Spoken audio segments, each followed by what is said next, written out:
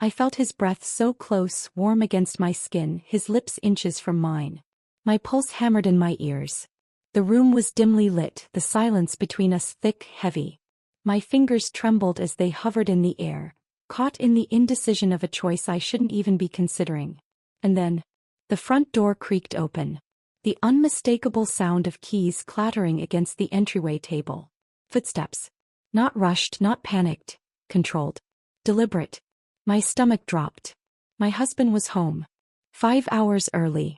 I froze, my breath hitching in my throat. My body locked in place, but my mind raced 1,000 miles a second. The weight of the moment crushed me. He knew. He had to know. The man in front of me stiffened, stepping back. The air between us instantly turned ice cold. My vision blurred with panic. My husband's shadow stretched across the hallway floor, inching closer. My heart pounded against my ribs, the realization settling in like cement in my chest. Everything was about to collapse. But it hadn't started here. No. It had started long before this moment. Before the secrecy. Before the guilt. Before I even realized I was in too deep. And I never saw it coming. Started with the little things. At first I told myself I was imagining it, that I was overanalyzing like I always did. But the changes were undeniable. He was staying out later, always with an excuse. Work, a last-minute meeting, a client dinner. When he was home he was different, quieter, distant in a way that felt intentional. He smelled different too. A new cologne, one he'd never worn before, one that lingered on his clothes long after he came home. I almost asked, but something held me back. One night as he showered his phone buzzed. Just once. The screen lit up. A name I didn't recognize. My chest tightened, my fingers hovered over the screen, but I stopped myself. Later that night I got a text from an unknown number. "Do you really know where he is?" My stomach twisted. I told our friend, expecting him to confirm I was being paranoid, but his answer came too fast, too rehearsed. "You need to stop overthinking." But the seed was planted. And deep down I already knew, this was only the beginning.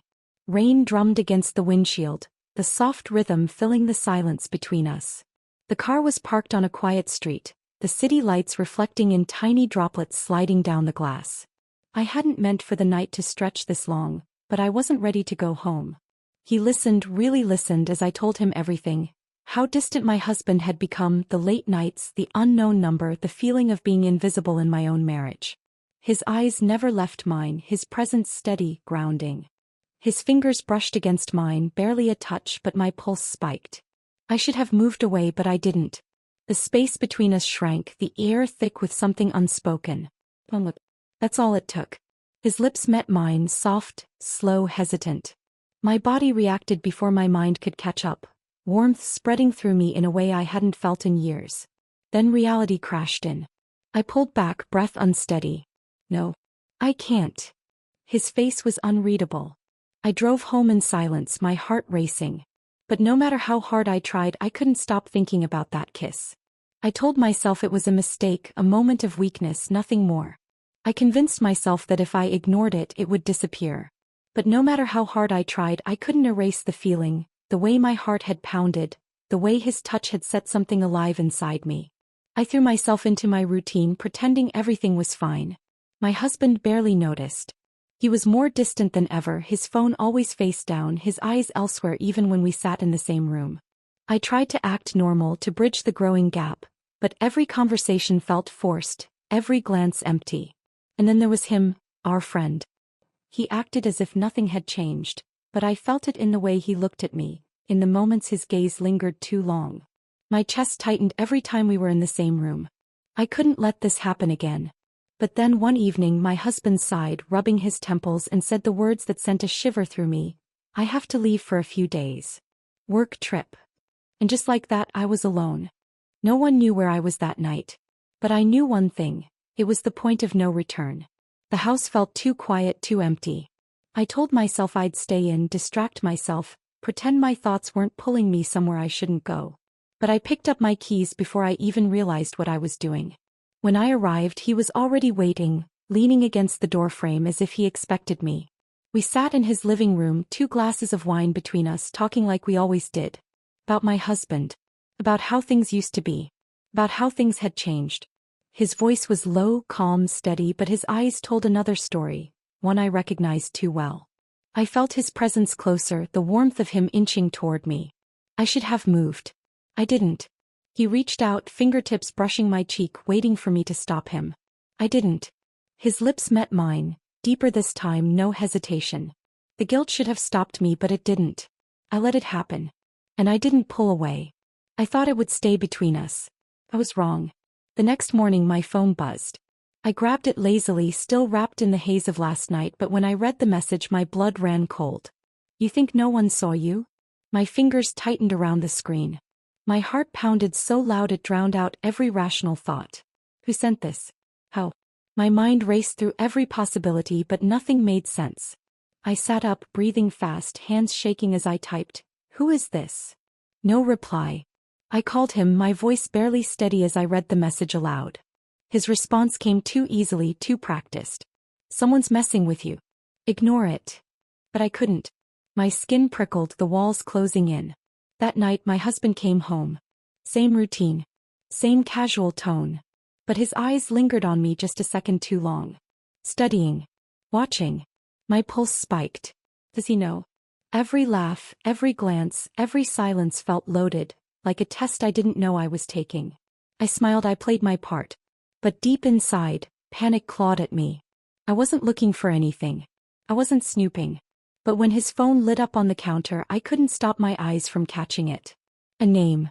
A name I knew too well. My breath hitched. My stomach clenched. It was him. Not a woman. Not some secret affair. Him. My fingers curled into my palms as I watched the message disappear behind the lock screen. My mind raced, every nerve in my body on high alert.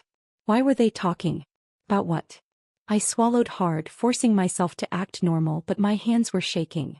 My husband walked in, grabbed his phone without hesitation, never even glancing my way. I wanted to ask. I wanted to demand answers. But something told me not to. Something told me I wouldn't like what I found. The air in the room suddenly felt heavier, thick with something I couldn't name. My chest tightened as one realization hit me like a freight train. They were keeping something from me. But what? Worse, why? The walls of my own home felt like they were closing in, and for the first time, I wasn't sure who I could trust. She had fallen into a deep sleep after a long, exhausting day. The house was quiet, the dim glow of the hallway light barely seeping under her bedroom door. Sometime in the middle of the night, she felt movement near her. Half conscious, she stirred but didn't fully wake. It wasn't until a sudden weight pressed against her that she snapped her eyes open. Her son stood beside her bed, eyes wide with guilt. In his hands he clutched his oversized tablet, the one he wasn't supposed to be using past bedtime. The screen's blue light cast an eerie glow on his face. "Mom," he whispered, shifting awkwardly. It got stuck." She blinked, still groggy. "What?" He hesitated before pointing under the blanket. While she was sleeping, her son had put his big tablet inside the space between the bed frame and the mattress. Now it was wedged so tightly that he couldn't get it out. With a sigh, she sat up, rubbing her temples. "You sneaked into my room while I was sleeping for this?" He nodded sheepishly. She pulled back the blanket, reached down, and with a firm tug freed the device. Handing it back, she gave him a look that said everything. "Go back to bed." She should have been relieved. But she wasn't. The weight in her chest hadn't lifted. The unanswered questions, the secrecy, the feeling that something was terribly wrong still lingered.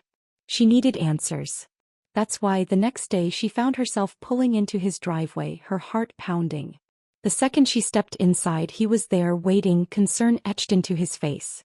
"It's nothing," he said, voice low, controlled. "You're overthinking." But she wasn't. He felt it.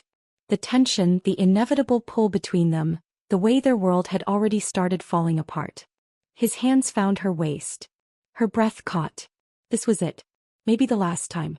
She leaned in, let herself forget everything, let herself drown in the moment, until the door swung open. She barely had time to react. Her body froze, her stomach dropped. And there, standing in the doorway, was her husband. His face was calm. Too calm. A sense of dread crept down my spine, something in his eyes that I couldn't place, something cold and detached. I opened my mouth, but the words wouldn't come. He just stood there, arms crossed, watching me. The silence between us stretched, thick and suffocating. Then finally he spoke, his voice as steady as ever. I know. The words hit me like a slap. My heart skipped a beat. I've known for a long time. My breath caught, the room spinning. I wanted to deny it, to beg him to explain, but I couldn't. His eyes never left mine as he pulled his phone from his pocket. The screen lit up, revealing picture after picture. Us together, his face blurry in the background of some shot I hadn't even noticed being taken. My chest tightened, my throat closing. You think this was some secret? That I didn't know? He swiped through more images. You were always the pawn in this game, not me. My mind went blank, the weight of his words crashing down. It all made sense now. The late nights, the distant behavior, the odd looks. It wasn't just my friend. It was all part of something bigger. Something I was too blind to see. He had been watching me. Testing me. And I had failed. I stood frozen in the hallway, staring at the door as it clicked shut behind him. His figure disappeared into the night, leaving nothing but the empty space between us. No argument, no screaming. Just silence. He didn't even look back.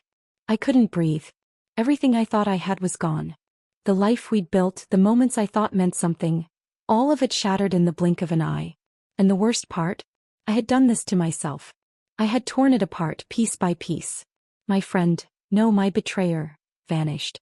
I called, I texted, but his phone was off. I was left in the silence of my own destruction, the emptiness of my apartment louder than any words. No more explanations. No more excuses. Only the cold realization that I had no one left. I wandered from room to room, feeling the weight of the loss pressing down on me, but nothing felt real. My phone buzzed. One message. Unknown number. I hesitated, but then read the words that made my stomach drop. Now you know how it feels.